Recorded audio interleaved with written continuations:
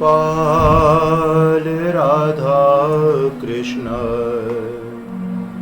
गोविंद गोविंद हे गोपाल राधा कृष्ण गोविंद गोविंद हे गोपाल राधा कृष्ण गोविंद गोविंद हे गोपाल राधा कृष्ण गोविंद गोविंद हे गोपाल राधा कृष्ण गोविंद गोविंद हे गोपाल राधा कृष्ण गोविंद गोविंद कृष्ण गोविंद गोविंद कृष्ण गोविंद गोविंद कृष्ण गोविंद गोविंद कृष्ण गोविंद गोविंद कृष्ण गोविंद गोविंद कृष्ण गोविंद गोविंद कृष्ण गोविंद गोविंद कृष्ण गोविंद गोविंद हे गोपाल राधा कृष्ण गोविंद गोविंद हे गोपाल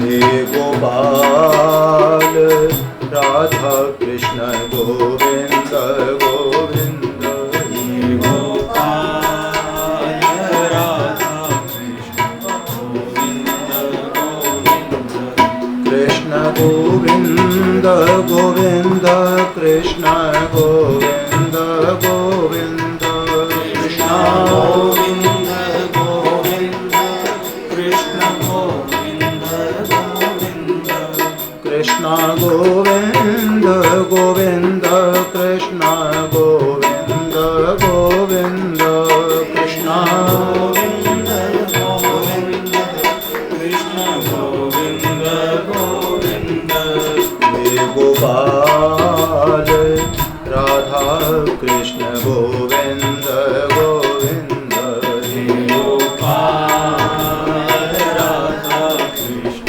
गोविंद गोविंद हे गोपाल राधा कृष्ण गोविंद गोविंद हे गोपाल राधा कृष्ण गोविंद गोविंद कृष्ण गोविंद गोविंद कृष्ण गोविंद गोविंद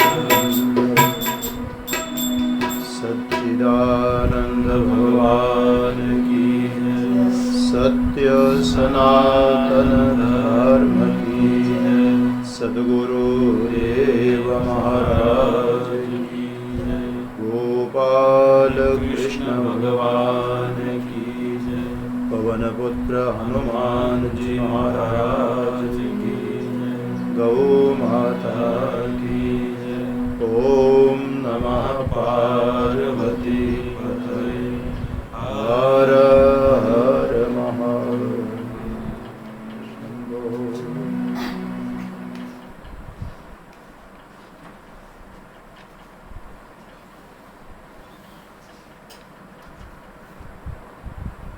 चातुर्मास्य प्रवचन के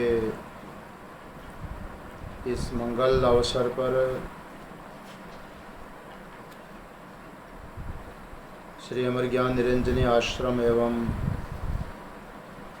श्री संकट मोचन आदर्श गौशाला शकरगढ़ के पुनीत प्रांगण में बैठ करके शुक्ल यजुर्वेदीय ईशावास्य उपनिषद पर विचार मंथन हो रहा है। आदि जगतगुरु भगवान शंकराचार्य जी महाराज द्वारा विरचित शांकर भाष्य के आधार पर उपनिषद की यह स्वाध्याय क्लास है जो बड़ी ही महत्वपूर्ण है और साधकों को यदा कदा ही श्रवण करने को मिलती है। प्रसंग अत्यंत सुंदर है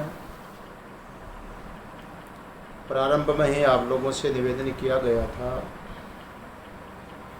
कि जितने भी हमारी उपनिषदें मानी जाती हैं उन उपनिषदों में ये ईशावास्य उपनिषद बहुत ही महत्वपूर्ण उपनिषद हैं,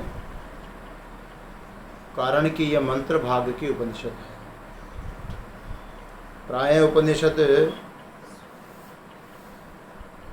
ब्राह्मण भाग की मिलती है, लेकिन मंत्र भाग की जो उपनिषद हैं बहुत कम मिलती हैं। ये बहुत महत्वपूर्ण उपनिषद है। ये शुक्ल यजुर्वेद का 40वां अध्याय है, जिसके प्रथम मंत्र का विचार करके द्वितीय मंत्र पर हम लोग विचार कर रहे थे। प्रथम जो मंत्र था उसमें सर्वप्रथम ज्ञान निष्ठा का उपदेश दिया गया है। ईशावास्यम इदम सर्वम मंत्र के पूर्वार्ध के द्वारा, और मंत्र का जो तृतीय पाद था उसमें संन्यास विधि का विधान किया गया। तेन त्यक्तेन भुंजी था। और जो चतुर्थ पाद हैं उसमें सन्यासी के लिए नियम विधि बताई गई है। मा गृध कस्य स्विध्यनम, परंतु उस सन्यास के लायक जिसकी स्थिति नहीं है, तत्वोपदेश जो सर्वत्र ब्रह्म दृष्टि बताई गई है, आत्मदृष्टि बताई गई, ब्रह्म के अतिरिक्त दूसरा कुछ है ही नहीं। परंतु ये निष्ठा जिसको प्राप्त नहीं है, जो संन्यास की स्थिति में नहीं है, न संन्यास विधि है न संन्यास नियम है जिसके जीवन में, तब उस व्यक्ति को क्या करना चाहिए? उस असक्त असमर्थ पुरुष के लिए जो तत्वोपदेश की निष्ठा में स्थित नहीं हो सकता, उसके लिए द्वितीय मंत्र जो आया है वह कर्म निष्ठा, क्योंकि कर्म के द्वारा चित्त की शुद्धि होगी। देखिए, हमारा जो अंतःकरण है, अंतःकरण माने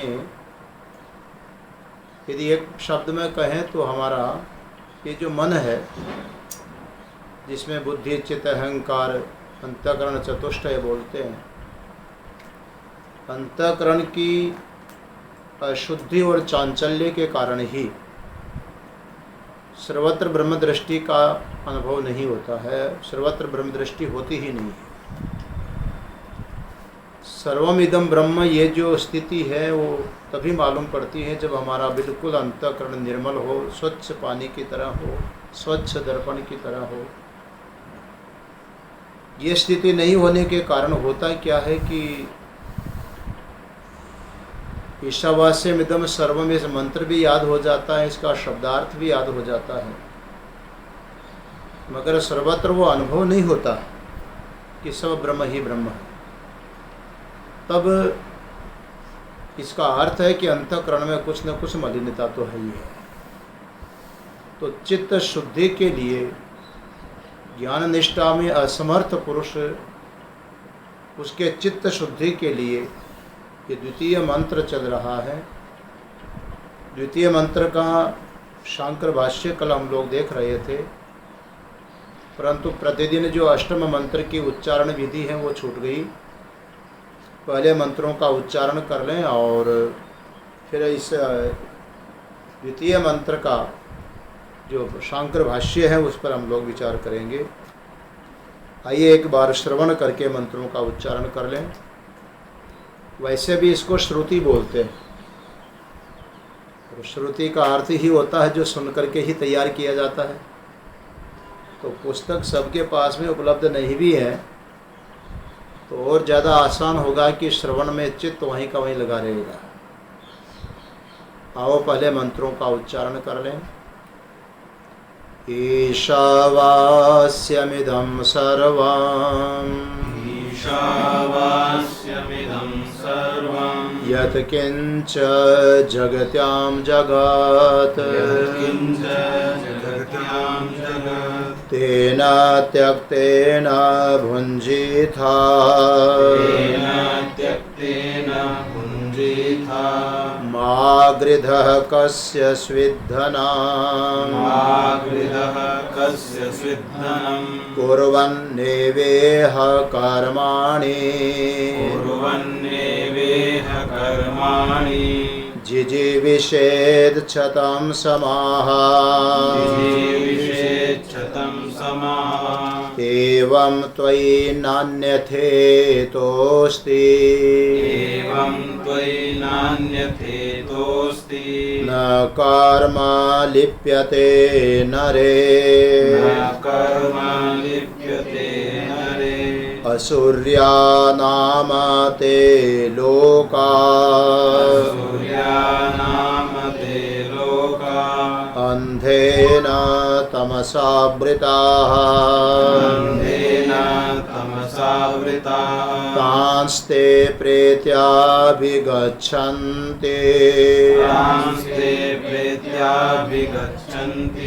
एके चात्महनो जनाः एके चात्महनो जनाः अनेजदेकं मनसो जवीयो अनेजदेकं मनसो जवीयो नैनद्देवा आप्नुवन् पूर्वमर्षत् नैनद्देवा आप्नुवन् पूर्वमर्षत् तद्धावतोऽन्यान्नते तिष्ठत् तद्धावतोऽन्यान्नते तिष्ठत् तस्मिन्नपो मातरिष्वा दधाति तस्मिन्नपो मातरिष्वा ददाति तदेजते तन्नैजते तदेजते तन्नैजति तद्दूरे तद्वन्तिके तद्दूरे तद्वन्तिके तदन्तरस्य सर्वस्य तदन्तरस्य सर्वस्य तदो सर्वस्यास्य बाह्यतः तदु सर्वस्यास्य बाह्यतः यस्तु सर्वाणि भूतान्यात् यस्तु सर्वाणि भूतान्यात् मन्येवानुपश्यते मन्येवानुपश्यति सर्वभूतेषु चात्मानं सर्वभूतेषु चात्मानं ततो न विजुगुप्सते ततो न विजुगुप्सते यस्मिन् सर्वाणि भूतानि यस्मिन् सर्वाणि भूतानि आत्मैवाभूद्विजानतः आत्मैवाभूद्विजानतः यस्मिन् सर्वाणि भूतान्यात् यस्मिन् सर्वाणि भूतान्यात् मैवाद्भूद्विजानतः मैवाभूद्विजानतः तत्र को मोहः कः शोकः तत्र को मोहः कः शोकः एकत्वमनुपश्यतः एकत्वमनुपश्यतः सप्रियगाच्छुक्रमकायमभ्रणा सपर्यगाच्छुक्रमकायमभ्रणम् मस्नाविराम शुद्धमपापविद्धाम् अस्नाभिरं शुद्धमपापविद्धम् कविर्मनीषी परिभुः स्वयंभोर् कविर्मनीषी परिभुः स्वयंभू याथा तथ्यतोऽर्थान् व्यदधात् शाश्वतीभ्यः याथा तथ्यतोऽर्थान् व्यदधात् शाश्वतीभ्यः समाभ्यः समाभ्यः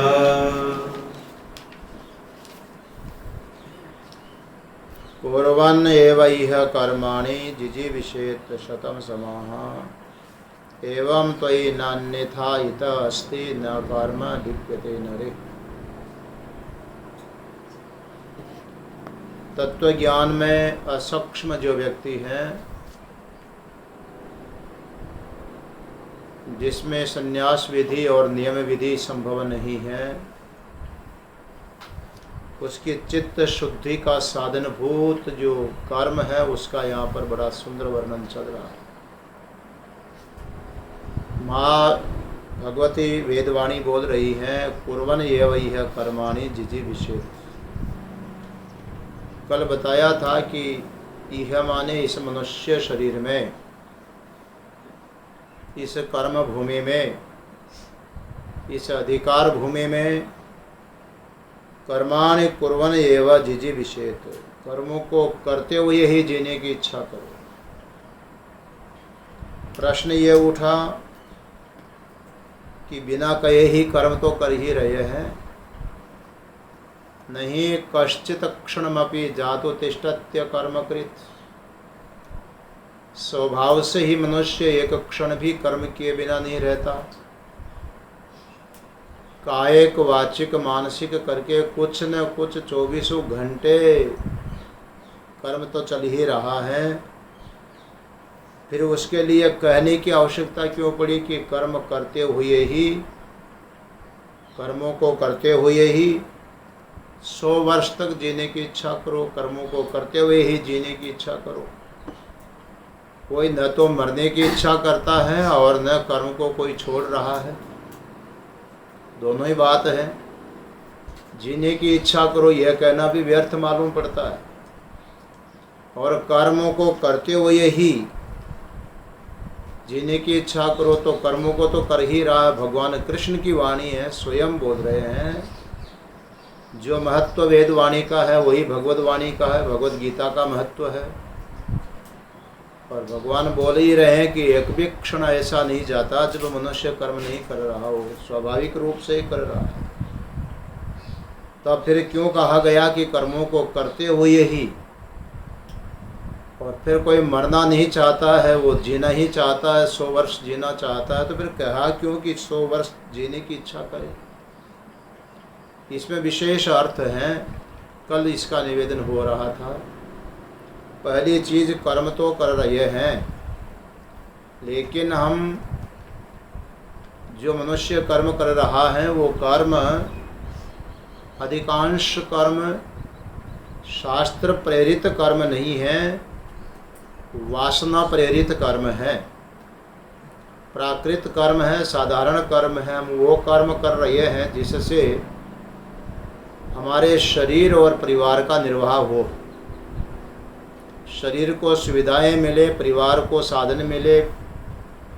केवल स्थूल शरीर के साथ में संबंध जिन पदार्थों का है उनकी उपलब्धि के लिए हम कर्म कर रहे हैं, आत्म कल्याण के लिए कर्म नहीं हो रहा है।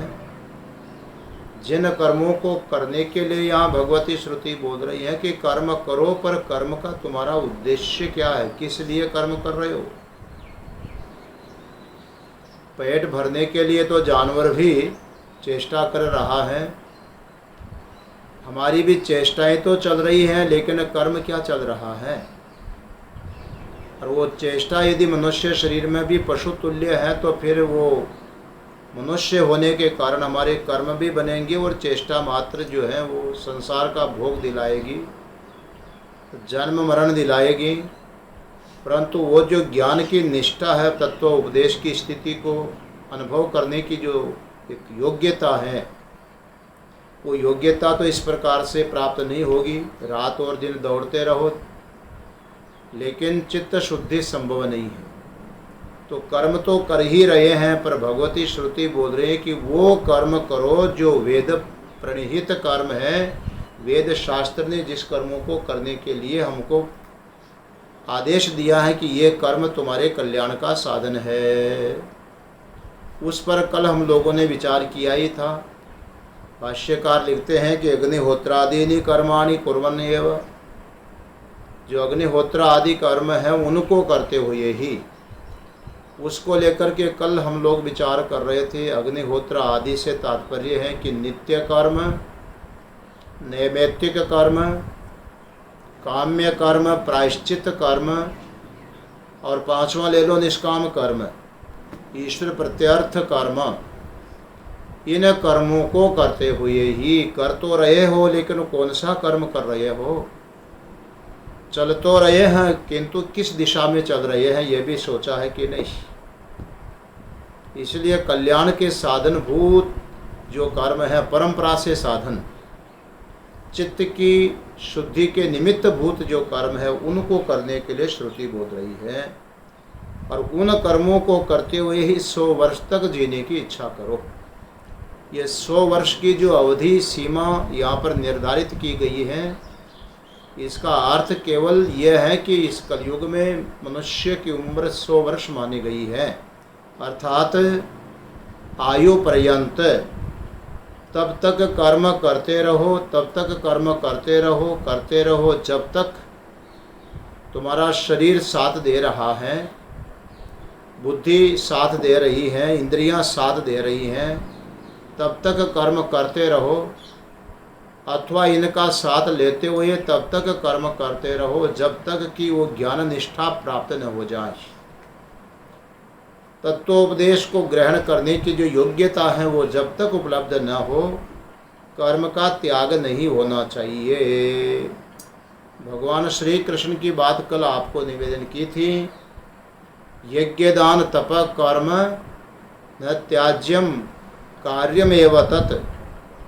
यज्ञ कर्म, दान कर्म, तप कर्म ये छोड़ने की चीज़ नहीं है, ये तो करणीय है। जीवन में इन कर्मों को करते ही रहना चाहिए। क्यों?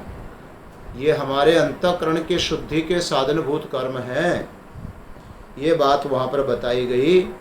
तो यदि प्रथम मंत्र में जो तत्वोपदेश दिया गया, प्रथम मंत्र में संन्यास विधि बताई गई, उस मंत्र में जो संन्यास नियम बताए गए, इस स्थिति को प्राप्त करने की यही कर्म विधि है, जिस तरह से कर्म बताया गया। दूसरा कोई भी रास्ता नहीं है, क्योंकि अभी जिस स्थिति में, जिस भूमि में यह शब्द जो आया न, कर्म क्षेत्र में, कर्म भूमि में, तो ये यहाँ कौन बोले? त्वयि नरे, अरे तुम ऐसे हो कि अभी तुम्हारा नरत्व अभिमान नहीं गया। तुम अपने को स्त्री समझते हो, अपने को पुरुष समझते हो, अपने को ब्राह्मण क्षत्रिय आदि समझते हो, अपने को बालक जवान वृद्ध समझते हो। तो ये शरीर के जो धर्म हैं, उन शरीरों के धर्म को अपना धर्म मान रहे हो। इसका अर्थ है कि अभी तुम्हारी आँख नहीं खुली है, अभी अज्ञान नींद में पड़े हुए हो। तो जागने के लिए, ज्ञान प्रकाश प्रकट करने के लिए इन कर्मों की जरूरत है, बाकी दूसरा कोई उपाय नहीं है। वैदिक कर्म करना चाहिए, जिससे क्या होगा? कर्म न लिप्यते। भाई तुम्हें कर्म का लेप नहीं होगा। कौन से कर्म का लेप? उन कर्मों का लेप जो अशुभ कर्म है, अशुद्ध कर्म है, जो कर्म और भी मनुष्य जीवन से भी नीचे नारकीय योनियों में धकेलने वाले कर्म हैं, जिनका फल भोगने के लिए और पशुआदि योनियों में जाना पड़ता है।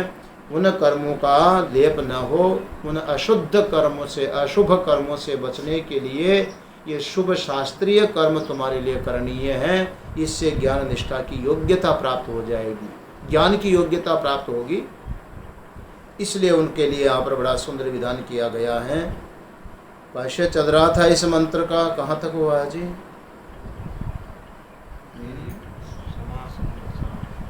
कुर्वन् एव इह निवर्तयन् एव इह कर्माणि अग्निहोत्रादीनि जिजीविषेत् जीवितुम् इच्छेत् क्षतं शतसंख्यकाः समा संवत्सरान् तावद् हि पुरुषस्य परमायो निरूपितं तथा च प्राप्तानुवादेन जिजीविषेत् शतं वर्षाणि तत् कुर्वन् एव कर्माणि इति एतद् विधीयते।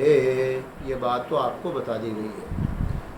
एवं प्रकारेण त्वयि जिजीविषति नरे नरमात्राभिमानिनि इत इतस्मात् अग्निहोत्रादीनि कर्माणि कुर्वतो वर्तमानात् प्रकारात् अन्यथा प्रकारान्तरं नास्ति। येन प्रकारेण अशुभम कर्म न लिप्यते, कर्मणा न लिप्यते इत्यर्थः। एवं तो ही न अन्यथा इत अस्ति न कर्म लिप्यते नरे। इस मंत्र के उत्तरार्ध का जो है भाष्य है उसको देखिए। एवं नीचे आया न, एवं तो ही न अन्यथा इत अस्ति न कर्म लिप्यते नरे। एवं शब्द की व्याख्या है एवं प्रकारेण, इस प्रकार से। किस प्रकार से? कि अग्निहोत्रादि जो कर्म हैं उन कर्मों के करने से ही त्वयि जिजीविषति नरेन, तुम्हारे भीतर में, तुम्हारे अंदर। तुम कौन, कैसे हो? बोले भाई तुम जीने की इच्छा कर रहे हो। त्वयि जिजीविषति, तुम जीने की इच्छा करने वाले नरे मनुष्य में। इसका अर्थ हुआ कि कर्म करने का अधिकार केवल मनुष्य मात्र को है, और मनुष्य जो है वो कभी मरना नहीं चाहता। मरना चाहता कोई आत्मघात भी करता है ना शरीर को लेकर के, तो वो भी ये सोच करके कि यहाँ दुखी हूँ तो दूसरी जगह जा कर के अच्छा शरीर मिल जाएगा, मैं सुखी रहूँगा। अपनी मृत्यु को कोई भी नहीं चाहता, सब जीना ही चाहते हैं। इसका अर्थ है कि मरना तो कोई चाहता नहीं, न ज्ञानी न अज्ञानी। पर अज्ञानी मरना नहीं चाह करके भी मरता है, और ज्ञानी वो मर करके भी जीता है। बहुत बड़ा अंतर है। अज्ञानी जी करके भी मरा हुआ है, और ज्ञानी पुरुष मर करके भी जिया हुआ है। इस शरीर के रहते रहते ही ज्ञानी देहाभिमान से तो मर चुका है, देहात्म भाव उसका समाप्त हो गया। जब लोक दृष्टि में देखते हैं कोई मरता है तो मरण किसको बोलते हैं? इस शरीर का जो वियोग है स्थूल देह का, उस स्थूल देह से अपना संबंध विच्छेद हो जाता है, आत्मा छोड़ करके प्रयाण कर जाता है, तो कहते मर गया। और ज्ञानी पुरुष क्या करता है? इस शरीर के रहते रहते ही शरीर से आत्मभाव, शरीर से मैंपना का त्याग कर देता है। तो शरीर से जो मैंपने का संबंध या मेरेपन का संबंध है ये छोड़ दिया, वो तो शरीर से तो समझो कि उसी दिन मर गया, लेकिन वो अपने स्वरूप में अमर हो गया है। अब उसका मरण नहीं, वो जीवन मुक्ति जी रहा है, उसका आनंद ले रहा है। बड़ा अंतर है उसमें। तो यहाँ कह रहे हैं कि एवं प्रकारेण त्वयि जिजीविषति नरे, इस प्रकार से तुम्हारे भीतर। कौन तुम हो? बोले जिजीविषति, जो जीने की इच्छा करते हो। ऐसे मनुष्य में नर शब्द करने का अर्थ है कि नर मात्रा अभिमानी नहीं थी। नर मात्र अभिमानी कि मैं मनुष्य हूँ, मैं मनुष्य हूँ। जो मनुष्यपना को लेकर के नर से तात्पर्य यहाँ पर केवल पुरुष नहीं है, यह मनुष्य से तात्पर्य है।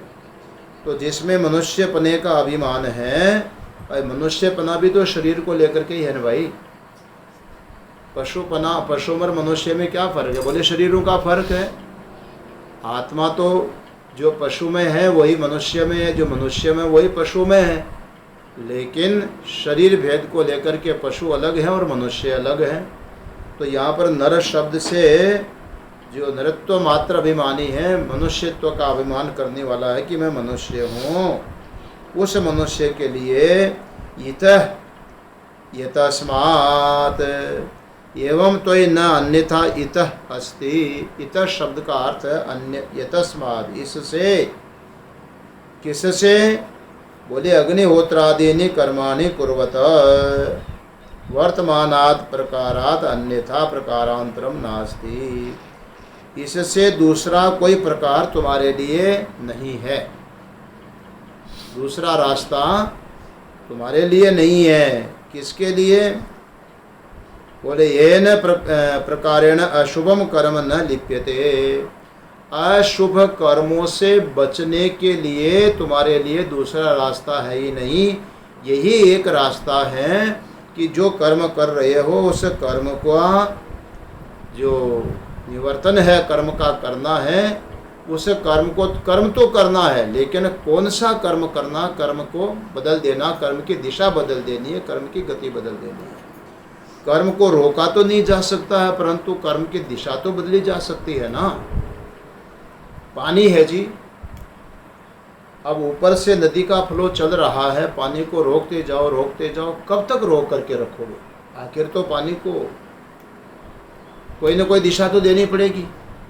तो जो पानी पहले नदी के मार्ग से समुद्र की ओर जा रहा था, पहले उस पानी को रोक लिया गया और रोक करके केनाल नहर का रास्ता दे करके उसमें खेत में सिंचाई में काम ले लिया। अब पानी का जो बहना है वो तो चल रहा है ना, परंतु बहने की जो दिशा है, पानी की प्रवाह की दिशा है, वो बदल दी गई। पहले नदी से बह करके पानी ऐसे ही समुद्र में जा रहा था, मीठा पानी और खारे पानी में जा करके मिल रहा था। अब ये हुआ कि बुद्धिमान लोगों ने उस पानी की दिशा बदल दी और खेतों में ले करके और कृषि करके जीवनोपार्जन के लिए अन्न पैदा कर लिया, देख दिया। तो अब ये हुआ कि पानी की तो गति तो नहीं रुकी, पर पानी की दिशा बदल गई। ठीक इसी प्रकार से अज्ञानी पुरुष के जो कर्म है, प्रवाह है, वो कर्म प्रवाह तो नहीं रुक सकता है। कर्म तो चलेगा, कर्म तो करना ही करना, रह ही नहीं सकता कर्म के बिना, उसका स्वभाव है। तो कर्म तो कर ही रहा है, लेकिन कर्म की भी दिशा बदलनी पड़ेगी। जिस प्रकार पानी की दिशा दी जाती है, ऐसे ही मनुष्य को अपने कर्म की दिशा बदलनी चाहिए। क्योंकि नरत्वाभिमानी के लिए कहा यही रास्ता है कि कर्म की दिशा बदल दो। अभी जो कर रहे हो उसमें और शास्त्र से प्रेरित होकर के करोगे, उसमें बहुत बड़ा अंतर आ जाएगा। जैसे पानी की दिशा बदल करके खेत में दे दिया गया कृषि करके, और जीवन के लिए अन्न उत्पन्न कर लिया गया, जीवन का साधन बना लिया गया है, ऐसे ही ये कर्म भी जो हमारा केवल शरीर पोषण मात्र के लिए हो रहा था, अब वो केवल शरीर पोषण के लिए नहीं, अग्निहोत्रादि कर्म कहने से तात्पर्य है कि शरीर पोषण का कर्म तो स्वाभाविक चल ही रहा है। इसके अलावा जो अंदर का जो चित्त शुद्धि का साधन भूत है, वो अंतःकरण की शुद्धि का साधन भी ये कर्म बनेंगे, अग्निहोत्रादि कर्म। तो इन कर्मों को करने से ही एतस्माद् अग्निहोत्रादि कर्माणि कुर्वतः, इन कर्मों को करते हुए वर्तमानात् माने इसमें स्थित रहते हुए, इसमें लगे हुए, प्रकारात् अन्यथा प्रकारांतरम नास्ति, दूसरा कोई प्रकार नहीं है। किसके लिए? बोले देखो, केवल अग्निहोत्रादि कर्मों को छोड़ दिया जाए, अग्नि तो घर में जल रही है, चूल्हे की आग भी जल ही रही है ना, भोजन पका रहे हैं वो भी अग्नि तो जल ही रही है, और अग्नि में भी ईंधन डाल ही रहे हैं। परंतु यही वैदिक विधि से यदि अग्निहोत्र होने लग जाए तो कहते हैं उन कर्मों को करने से क्या होगा, अशुभ कर्म का लेप नहीं होगा, वहाँ भावना परिवर्तन हो जाता है। भावना में बहुत बड़ा अंतर होता है। जब हम देखो भगवान की पूजा करते हैं तो पूजा में अगरबत्ती जलाते हैं, पूजा में दीपक जलाते हैं, भगवान की पूजा में उनको स्नान आदि करवा करके परिधान पहनाते हैं। तो ये सब कर्म करते हुए बड़ी पवित्र भावना होती है कि भगवत सेवा कर रहे हैं, भगवान के लिए कर रहे हैं। आरती किनकी करनी? बोले भगवान की आरती, भगवान के मंत्र, भगवान की पूजा, भगवान को स्नान, भगवान को परिधान धारण करवाना, भगवान भगवान भगवान, सबको भगवान के लिए हो रहा है। तो कर्म के साथ साथ उसकी भावना भगवान से जुड़ने पर ये कर्म और उपासना बन जाएगी। कर्मों में इतना बड़ा अंतर है, इसलिए अग्निहोत्रादि जो कर्म है उनको बताया गया। इससे क्या होगा? अशुभ कर्मों का लेप नहीं होगा। दूसरा देखो, जितने समय हम लोग भजन में बैठते हैं, जप में बैठते हैं, ध्यान में बैठते हैं, पूजा में बैठते हैं, यदि वो समय हमारा उस कार्य में नहीं होगा तो कुछ न कुछ तो करेंगे। पर अशास्त्रीय अशुभ कर्म होने से वो चित्त की और कालुष्य को बढ़ाएगा, अशुद्धि को बढ़ाता जाएगा, इसलिए और कर्म लेप होता जाएगा। तो यहाँ कहते हैं कि अग्निहोत्रादि जो कर्म है शास्त्र विहित कर्म है। अग्निहोत्रादि से कल स्पष्ट कर दिया गया कि केवल अग्निहोत्र ही नहीं, सभी प्रकार के जो है वैदिक कर्म है, शास्त्रीय कर्म है, हमारे मर्यादित जो कर्म है उनको करते हुए ही, देखो कोई माता पिता की सेवा कर रहा, कोई गुरु जी की सेवा कर रहा, तो उसके लिए वही कर्म है, वही सेवा है, उसके लिए वही अग्निहोत्र आदि का बराबर काम कर रहा है। तो जो शास्त्र प्रणिहित कर्म है, वेद विहित कर्म है, उन कर्मों को करने से अशुभम कर्म न लिप्यते, अशुभ कर्म का लेप नहीं होगा। कर्मणा न लिप्यते इत्यर्थ। अतः शास्त्र विहितानि कर्माणि अग्निहोत्रादीनि कुर्वन् एव जिजीविषेत्। इसका मतलब हुआ कि ये जो शास्त्र विहित अग्निहोत्रादि कर्म है, इनको करते हुए ही जीने की इच्छा करो, पेट भरने के लिए मत जियो। आखिर तक व्यक्ति जीता, वो जीता पेट और परिवार के लिए जी रहा है। एक बार किसी ने सुनाया कि कोई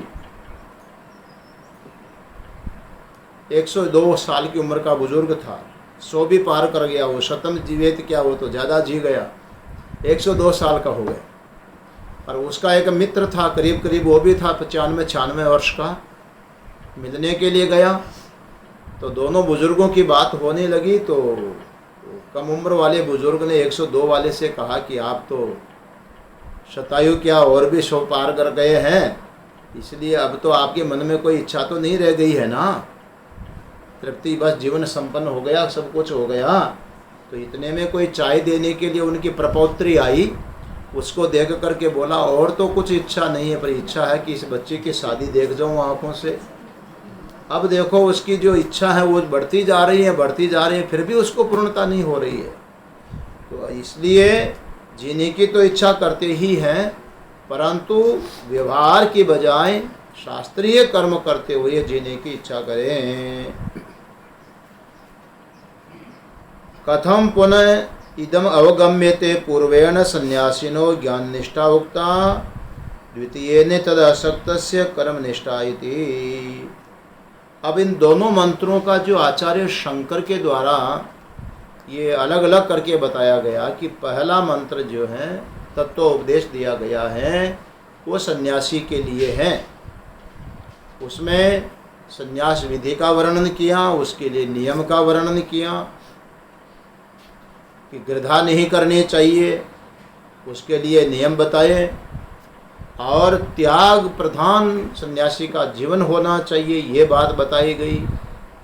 और जो वो स्थिति नहीं कर सकता है उसके लिए दूसरा मंत्र बताया कि शास्त्रीय कर्म करते रहो, कर्म करते रहो। बात स्पष्ट है कि हमारा जो सनातन धर्म है वो दो विधा से है, प्रवृत्ति धर्म और निवृत्ति धर्म। यूँ कह सकते हैं कि पहला जो मंत्र है वो निवृत्ति परायण पुरुषों के लिए है, और दूसरा जो मंत्र आया है ये प्रवृत्ति परायण पुरुषों के लिए है। निवृत्ति धर्म प्रधान पहला मंत्र है और प्रवृत्ति धर्म प्रधान दूसरा मंत्र है। अब यहाँ पर ये जो दोनों भाग अलग अलग करके आचार्य शंकर ने व्याख्या की है, उसमें एक देशीय व्यक्ति ने एक प्रश्न खड़ा किया है, एक पक्ष का प्रश्न है। वो ये उठा रहा है कि कथम इदम पुनः इदम अवगम्यते, कहते ये फिर आपने ये कैसे जाना जी? आचार्य शंकर जी से पूछा कि आपको यह कैसे मालूम पड़ता है कि पूर्वेण सन्यासीन ज्ञान निष्ठा उक्ता, जो पूर्व मंत्र है पहला मंत्र इस उपनिषद का ईशावास्यमिदं सर्वम वाला, इस मंत्र के द्वारा सन्यासी की ज्ञान निष्ठा बताई गई। सन्यासी को क्या होना चाहिए? ज्ञाननिष्ठ होना चाहिए। सन्यासी कर्मनिष्ठ नहीं है, सन्यासी है ज्ञाननिष्ठ। निष्ठा का अर्थ जानते हैं कि नहीं? निष्ठा का अर्थ होता नितराम स्थिति, हमेशा उसी भाव में उसी स्थिति में प्रतिष्ठित रहना। तो सन्यासी के लिए ज्ञान निष्ठा बताएगी कि सर्वम खलु इदम, सर्वम ब्रह्म एव इदम, सर्वम ये सब कुछ परमात्मा ही है। ये ज्ञानी के लिए ज्ञान निष्ठा बताई गई है, ज्ञानी पुरुष के लिए। हमारे कई साधक जो नेट के माध्यम से स्वाध्याय प्रवचन आदि श्रवण करते हैं, उनको कई को उलझन भी होती है। हमारे दिल्ली वाले जो साधक हैं उन्होंने, सुरेंद्र जी ने बहुत अच्छी एक बात लिखी कि महाराज ये निष्ठा बनाना तो चाहते हैं, ब्रह्मदृष्टि बनाना तो चाहते हैं, लेकिन बड़ी समस्या ये होती है कि व्यवहार पक्ष में यह कैसे आवे। ब्रह्म रूप से सब देखें, सब ब्रह्म रूप हैं, लेकिन व्यवहार पक्ष में चल नहीं पाता है। अरे व्यवहार पक्ष में जो प्रतिकूल रूप से हमारे प्रति व्यवहार कर रहा है उसमें ब्रह्म भावना होती ही नहीं है। देखो, प्रतिकूल रूप से और अनुकूल रूप से किसी का व्यवहार होना ये अलग चीज़ है, और ब्रह्म भावना होना ये दूसरी बात है, अलग चीज़ है। अब देखो, बिजली है, बिजली से ये पंखे के द्वारा हम हवा ले रहे हैं, बिजली से बल्ब के द्वारा प्रकाश ले रहे हैं, बिजली जीवन का एक साधन है। एक एसी चलता तो बिजली से चल रहा है, तो बिजली तो समान रूप से ही विद्यमान है सबके अंदर। पर इसी बिजली से कोई मरना चाहता है तो भी मरने के लिए भी थोड़ा टच करके देख लो, झटका लगेगा, पता चल जाएगा कि बिजली क्या चीज़ है। तो बिजली विद्युत जो है वो जलाने की दृष्टि से तो हमारे अनुकूल है, परंतु यदि स्पर्श आदि हो गया डायरेक्ट तो मरने के लिए हमारे प्रतिकूल भी है। अब यही विद्युत हमारे लिए अनुकूल रूप से भी है और हमारे लिए प्रतिकूल रूप से भी है। यही विद्युत हमारे लिए जीने का एक बहुत महत्वपूर्ण साधन भी है, और यही विद्युत मरने का भी एक साधन है। अब ये बताइए कि बिजली जलाने का है कि मारने का साधन है, क्या है बताइए? बिजली तो बिजली ही रहेगी, विद्युत तो विद्युत ही रहेगी। इसलिए विद्युत दृष्टि तो है ना कि इस समय विद्युत है, पर अब वो विद्युत अपना अलग ढंग से काम हो रहा हुई। विद्युत से कोई जीता है, कोई विद्युत से मरता है, तो विद्युत का उसमें क्या दोष है? उसी परमात्मा के सत्ता में कोई राग करता है, उसमें कोई द्वेष करता है, उसमें कोई अपना मित्र बनता है, उसमें अपना कोई शत्रु बनता है। तो इसी प्रकार से परमात्मा का उसमें कोई भी दोष नहीं है। जैसे हम कहते हैं कि बिजली से मर रहा है और बिजली से जी रहा है, पर बिजली से ही हो रहा है। ये दृष्टि आना चाहिए कि संसार में परमात्मा में ही कोई मित्र बन रहा है और परमात्मा में ही कोई शत्रु बन रहा है। तो व्यवहार पक्ष तो व्यवहार की तरह चलेगा, उसमें कोई ये परमार्थ बाधा नहीं डालेगी। उसकी स्थिति भीतर से बनने की ज़रूरत है। तो भीतर की निष्ठा स्थिति बनने के बाद बाहर का व्यवहार जो चलता है, वो अगर कोई प्रतिकूल रूप से भी उसके सामने व्यवहार कर रहा है, परंतु भीतर में उसको बेचैनी, अशांति या कोई घृणा द्वेष की भावना पैदा नहीं होगी। वो ये देखेगा कि ये सब मायामय है, ईश्वर की लीला है, ईश्वर की माया है।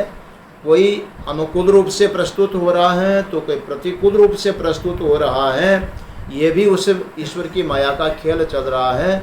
बाकी सबके मूल में वो परमात्मा वही सत्य है। माया है ना, ये तो है नहीं, दिख रहा है।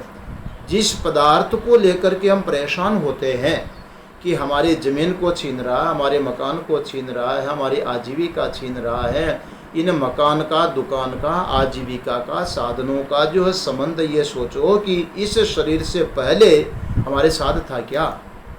ये शरीर जब तक है तब तक ये सब साधन हमारे मालूम पड़ते हैं, और जब इस शरीर से हम अलग हो जाते हैं तो इन साधनों के साथ भी हमारा कोई संबंध नहीं रहता है।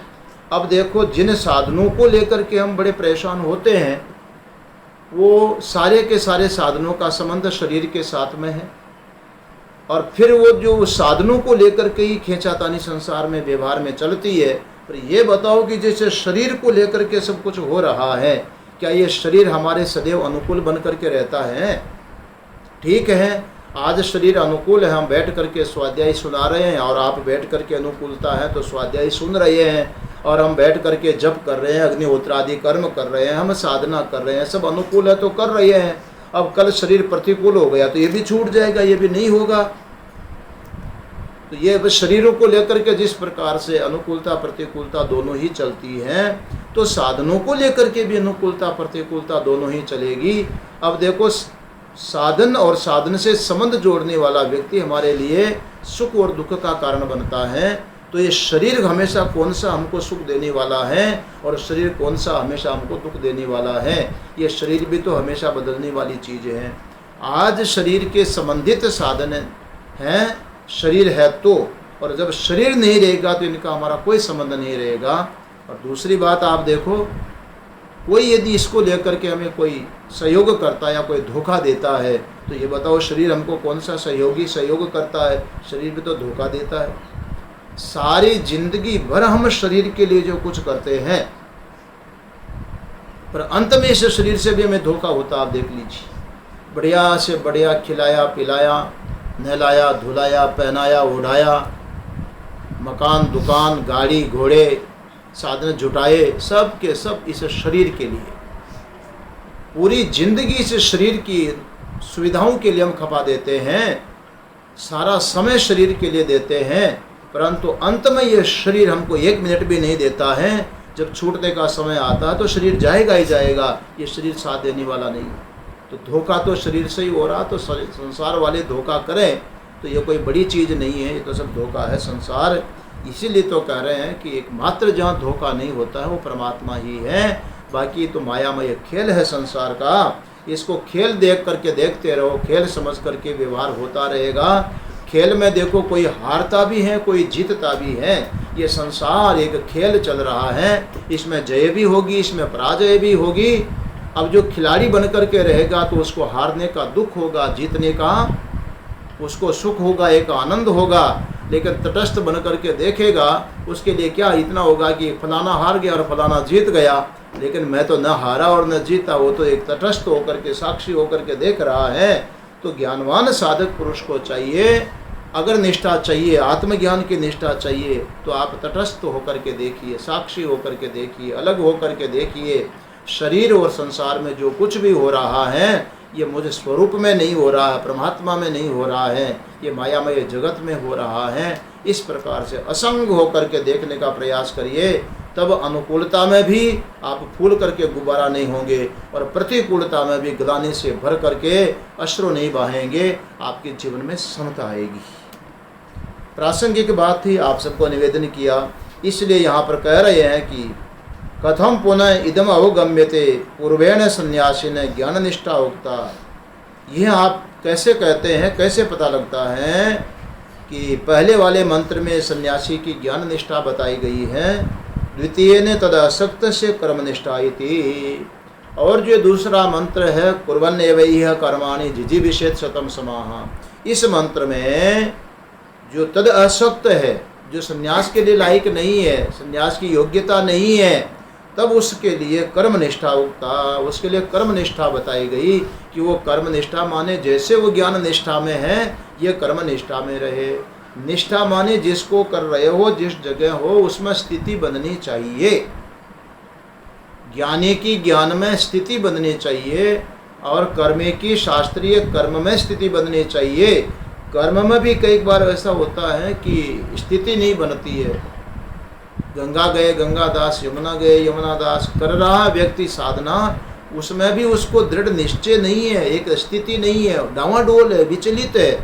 बहुत सारे लोगों को तो यहाँ तक देखा है कि अपने गुरु से प्राप्त मंत्र है उसमें भी निष्ठा नहीं होती, उसमें भी संदेह होता है।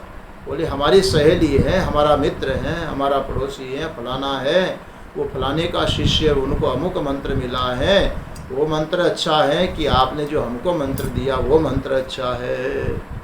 वो जो जप करते वो जप ठीक है कि हम जो जप करते वो जप ठीक है। वो जो साधना करते वो साधना ठीक है। वो केवल राम राम करते हैं, हम तो साकार की मूर्ति की पूजा करते हैं, वो तो बिना मूर्ति पूजा करते, भगवान का निराकार को मानते हैं, हम साकार को मानते हैं। अब साकार की उपासना ठीक है कि निराकार की उपासना ठीक है? क्या उसको जो साधना कर रहा है, कर्म कर रहा है, उसमें भी पूर्ण निष्ठा नहीं है।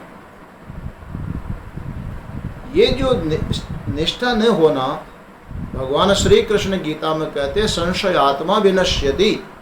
अपने कर्म के प्रति या अपने ज्ञान के प्रति यदि उसको निष्ठा नहीं है, ज्ञान को ज्ञान में निष्ठा नहीं बनी और कर्मी को कर्म में निष्ठा नहीं बनी है, निरंतर स्थिति नहीं बनी है, तो भाई वो विचलित पुरुष की क्या दशा होगी? वो तो कहीं न कहीं गिरेगा ही, भटकेगा रास्ता। इसलिए उसको निष्ठा तो होनी चाहिए कि जो कर्म कर रहे हैं यही कर्म मेरे कल्याण का साधन है। और जो ज्ञानी है, जिस ज्ञान निष्ठा में स्थित है, उसके लिए ज्ञान निष्ठा ही है। उसको यह नहीं कि अब ज्ञान निष्ठा है तो अब निवृत्ति प्रायण हो तो कर्म में करना चाहिए कि लगना चाहिए कि नहीं लगना चाहिए। अरे शरीर से कर्म हो रहा, उसका कोई विरोध नहीं है, पर उसकी निष्ठा कहाँ है, उसकी स्थिति कहाँ है? इसका पूरा ध्यान रखना चाहिए। उच्यते ज्ञान कर्मणो विरोधम पर्वतवद अकंप्यम यथोक्तम न स्मरसि किम। ये जो प्रश्न खड़ा हुआ है कि पहले मंत्र में सन्यासी की ज्ञान निष्ठा बताई और दूसरे मंत्र में उस अशक्त पुरुष के लिए कर्म निष्ठा बताई गई है, ये दो अलग अलग विभाग कैसे किए गए? पहला मंत्र ज्ञानी के लिए है और दूसरा मंत्र कर्मी के लिए है। कर्म निष्ठा दूसरे में, ज्ञान निष्ठा पहले में, दो भाग ये कैसे हुआ? यहाँ तो कोई मूल मत तो है नहीं, आचार्य ने लिखा है। तब यहाँ आचार्य शंकर उस प्रश्नकर्ता का उत्तर दे रहे हैं कि उच्यते, बताते हैं भाई, ज्ञान कर्मणो विरोधम पर्वतवत अकंप्यम यथोक्तम न स्मरसि किम। आचार्य भी आक्षेप करके उसको उत्तर दे रहे हैं कि आपको ये पता नहीं है, ये स्मरण नहीं है क्या कि ज्ञान का और कर्म का दोनों का जो विरोध है वो जबरदस्त है। इतना मजबूत विरोध है ज्ञान का और कर्म का, जिसको समाप्त करना ही संभव नहीं है। पर्वतवद अकंप्यम, जैसे हिमालय पर्वत, पहाड़, कभी भी उसमें कंपन नहीं होगा, वो स्थिर होता, दृढ़ होता है। पहाड़ जैसे मजबूत होते, अकंप्य होते हैं, ऐसे ही ज्ञान का और कर्म का जो विरोध है वो भी अकंप्य है। ये तो कम, ये पहले कह दिया गया। आचार्य बताते ज्ञान और कर्म दोनों साथ हो नहीं सकते, इसलिए अलग अलग तो संभव है। यहाँ कहने का अर्थ ये है कि ज्ञान और कर्म दोनों का सह समुच्चय नहीं हो सकता। क्रम समुच्चय है, परंतु ज्ञान और कर्म का सह समुच्चय संभव नहीं है। एक ही काल में अकर्तापन और कर्तापन एक जगह कैसे रहेगा जी? एक ही समय में प्रकाश और अंधकार को आप एक जगह रख सकते हो क्या? प्रकाश भी और उसी जगह पर अंधकार भी, दोनों को रख सकते हैं? कतई संभव नहीं है। प्रकाश और अंधकार दोनों एक साथ नहीं हो सकते। अब देखो, दिन है तो अंधकार नहीं है और रात्रि है तो प्रकाश नहीं है। ज्ञान दिन की तरह है और जो कर्म प्रवृत्ति है, कर्म निष्ठा है, वो रात्रि तम की तरह है। दोनों में विरोध है ही है, दोनों को एक साथ नहीं कर सकते। और विरोध इतना दृढ़ है कि उसको पर्वत की तरह आचार्य शंकर कहते हैं, उसको तुम कभी मिटा नहीं सकते, क्योंकि दोनों परस्पर अलग अलग हैं। तो इसका अर्थ हुआ कि एक ही समय में ज्ञान निष्ठा भी हो और कर्म निष्ठा भी हो, दोनों संभव नहीं है। इसलिए बताया गया है कि पहला मंत्र ज्ञान निष्ठा वालों के लिए है और दूसरा मंत्र कर्म निष्ठा वालों के लिए है।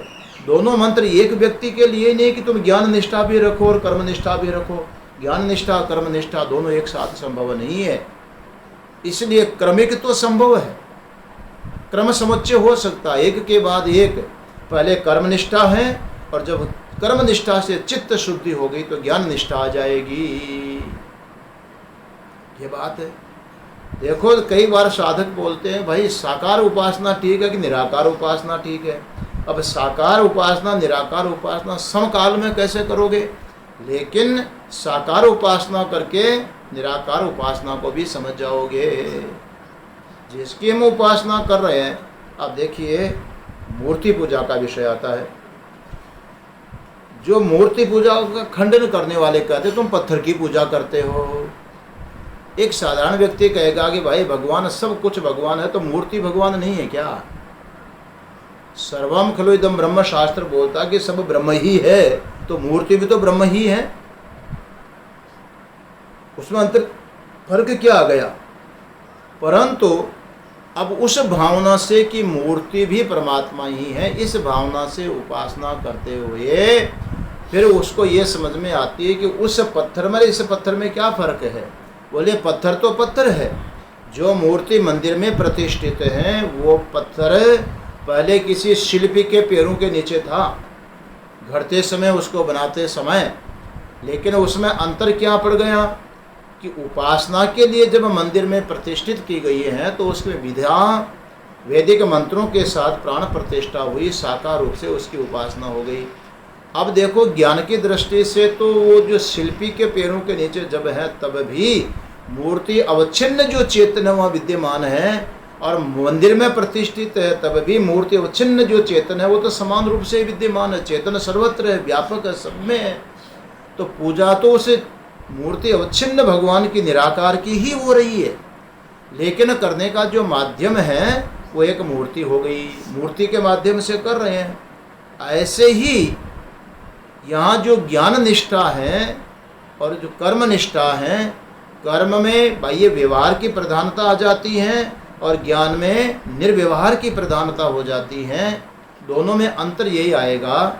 परंतु ज्ञान निष्ठा में होते हुए ये बताओ कि ज्ञानी पुरुष भोजन करेगा कि नहीं, ज्ञानी पुरुष स्वाध्याय सत्संग करेगा कि नहीं, ज्ञानी पुरुष धर्म प्रचार करेगा कि नहीं।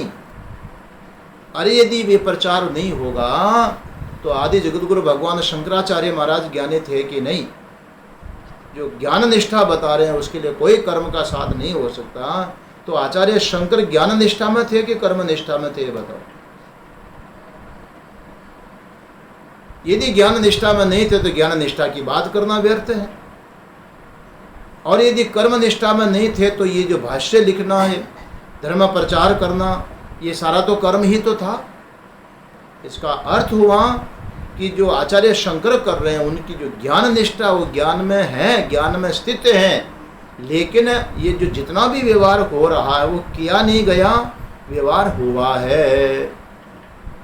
शंकराचार्य भगवान ने जब भगवत गीता का भाष्य लिखा है तो वहाँ पर ये नहीं कि मैं लिख रहा हूँ,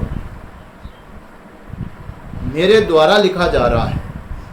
एक द्वारा होने में और स्वयं कर्ता होने में कहीं कर्म की प्रधानता होती है, कहीं कर्ता की प्रधानता होती है। ज्ञानी पुरुष में कर्ता की प्रधानता नहीं है, उसके कर्म की प्रधानता है। और अज्ञानी पुरुष में कर्ता की प्रधानता होती है कि मैं कर रहा हूँ, ज्ञानी के द्वारा हो रहा, मेरे से हो रहा है, ये अलग चीज़ है। और कर रहा हूँ, इसमें क्या फर्क है जी चेतन जी? कर रहा हूँ और हो रहा है, एक में तो कर्तापन है, एक में स्वाभाविक, एक में कर्म की प्रधानता है, एक में कर्ता की प्रधानता है। तो ज्ञानी के द्वारा जो होता है उसमें कर्म की प्रधानता है, हो रहा है। और अज्ञानी के द्वारा अज्ञानी जो कर रहा है उसमें कर्ता की प्रधानता है कि मैं कर रहा हूँ। निष्ठा में बहुत बड़ा अंतर आ जाएगा। तो ये जो भेद है किसको लेकर के किया गया, तो यहाँ उसका उत्तर देते हैं, पर घड़ी तो मना कर रही है, उत्तर कल देंगे। बहुत अच्छा प्रश्न है कि आप आचार्य जी ये बताइए कि पहले मंत्र में सन्यासी की ज्ञान निष्ठा बताई गई और दूसरे मंत्र में कर्मी के लिए जो है कर्म निष्ठा बताई गई है। ये दो भेद आपने कैसे किए कि दो व्यक्तियों के लिए मंत्र अलग अलग हैं, पहला ज्ञानी के लिए है और दूसरा कर्मी के लिए है। हम तो ये कहते हैं कि दोनों एक के लिए मान लिया जाए। तेन त्याग तेन भुंजिता जो अर्थ किया था वो ऐसे अर्थ कर लो ना कि भाई त्याग भी हो और भोग भी हो, ऐसे कर लो। बोले भाई दोनों एक साथ संभव नहीं है, इनका दोनों का विरोध है। इस चीज़ को कल भाष्य के माध्यम से हम लोग विचार करेंगे। आज हमारी घड़ी इनकार कर चुकी है, यहीं पर शांति पाठ करेंगे। ओम पूर्णमदः पूर्णमिदं पूर्णात् पूर्णमुदच्यते पूर्णस्य पूर्णमादाय पूर्णमेवावशिष्यते। ओम शांति शांति शांति।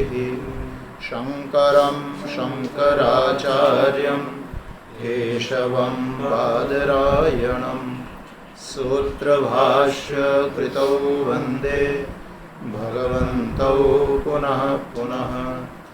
ईश्वरो गुरुरात्मेति मूर्तिभेद विभागिने व्योमवत् व्याप्तदेहाय दक्षिणामूर्तये नमः।